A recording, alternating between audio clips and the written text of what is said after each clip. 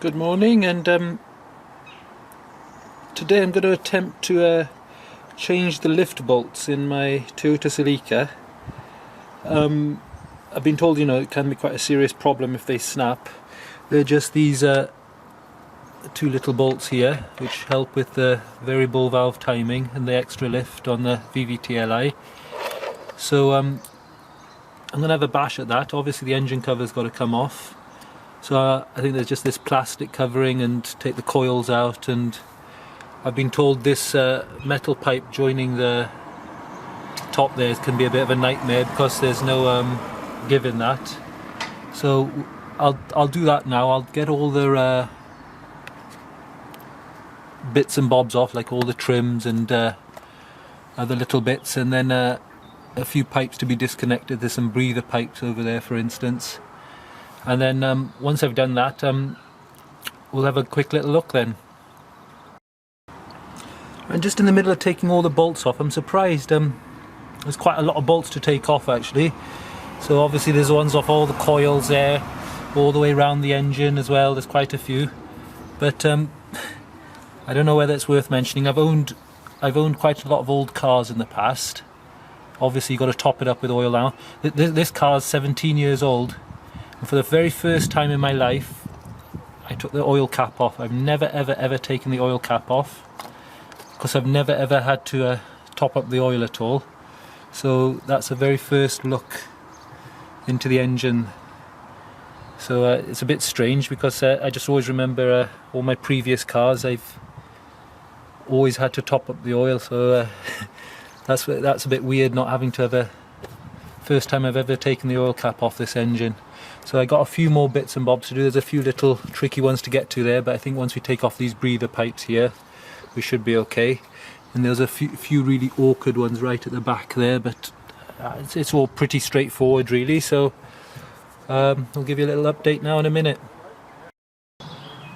Right, I managed to get the top off. It required a bit of prizing, but we got there in the end. And I'd say that breather pipe there, this steel one here is a bit awkward, but I think everything looks healthy.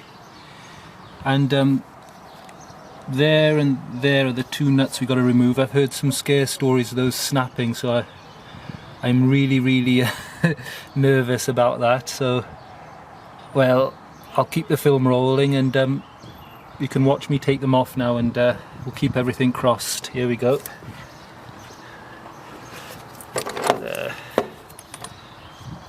Get our socket ready.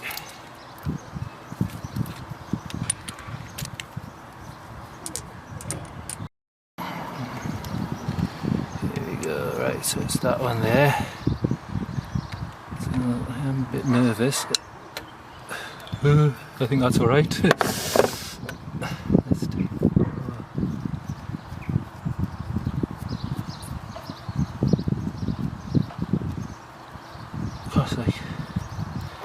That came out very easily. There's important things that should all be in one piece. So let's have a quick look at.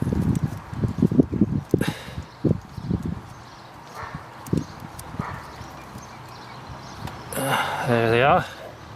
The new ones are a slightly different shape. They're a bit more pointy, and they're supposed to be a bit a more refined, newer version of this. I'll get the other ones off and we'll put the new ones in.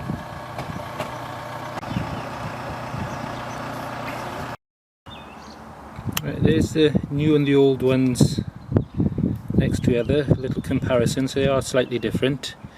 I'm going to put the new ones in. They don't go in very tight, only about 7 Newton meters or something. My torque wrench doesn't actually go that long, so I'm just going to pinch them in lightly, and then just to be on the safe side, I'm going to put in a bit of a little drop of Loctite as well, just to for a bit of peace of mind more than anything else. So we'll get those in. And then while I'm at it, because I've taken the engine cover off, and there's also a little oil filter which is behind these pipes somewhere. I see a lot of people, it's just a little strainer for where the oil's fed into the lift system. So it's quite recommended to give that a clean. So while I've got it all apart, I'll give all the bits of trim and the engine cover and bits and bobs a clean, and then we'll put it all back together, because it's it's relatively easy while it's all apart like this, so I'll crack on with that, and we'll have a look at it once it's all together then. Right, there we go, we got the 2 bolts in, and hopefully I don't know if I'll notice much difference, but they're supposed to be a bit better. And I've taken the battery out now, and just to get access to all of that there, so I just got to take all those bolts off around there, and all that section should come off. It's operated by some sort of solenoid or something by the looks of it there.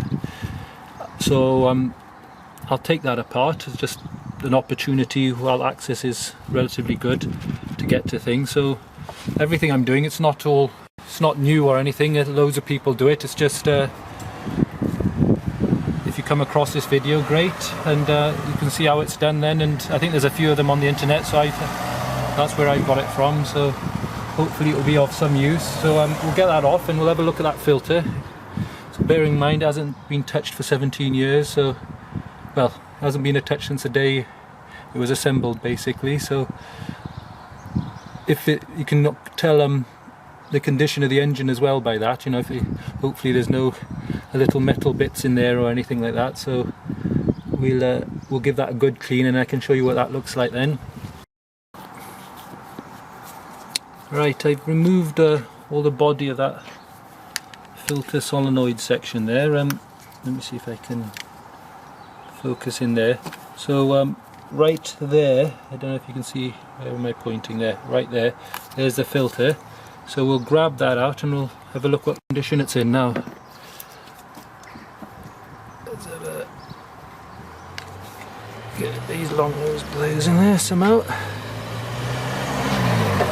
Oh, that's very clean, to be honest. So well, let's see if we can focus in on that. It's not bad for a 17-year-old vehicle, but it's just a bit of maintenance you can do. So obviously that's a sign that the vehicle's been well looked after, because I've seen other newer cars and those filters are in poor condition, so it's been well serviced. So, but I'll give it a little rinse out anyway, but it's generally in very good shape actually, so I'm quite pleased with that. We'll give that a little rinse out, put it all back together, and hopefully she'll purr like a kitten. Oh, excuse the Thomas the Tank Engine ball. I just wanted to show you this because I've seen quite a few of these cleaned, and this is absolutely spotless. Not even the, I was expecting, you know, you get a little bit of wear on the engine, a really old engine. Not even any little metal glitters, shards or anything, no dirt whatsoever. I've just filled that bowl up with white spirits I used, and it is absolutely spotless. So I think that's a really good engine I've got.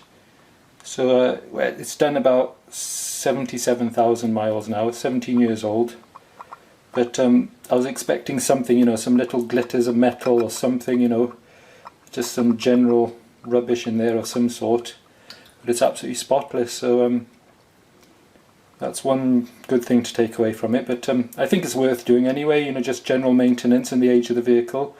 So it should well, in its lifetime now, I won't touch it again. As long as I keep looking after it, I think it will be in good shape then. Here's the moment of truth. I've put everything back together. So we'll turn it over, keep everything crossed, and see how it goes. Here we go.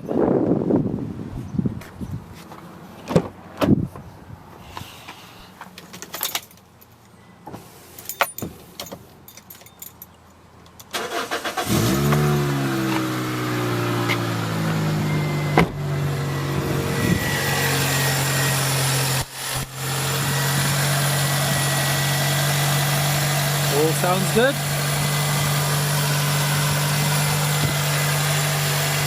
The only thing I'm slightly unsure of is whether I should have put a new gasket on the cam cover. So I'll keep an eye on that for oil leaks. I'll take it for a test drive once it warms up and see if it makes any difference. I'm fairly new to YouTube, so all encouragement is much appreciated. If subscriptions and likes, etc. So if you can help us out in that way, it would be much appreciated.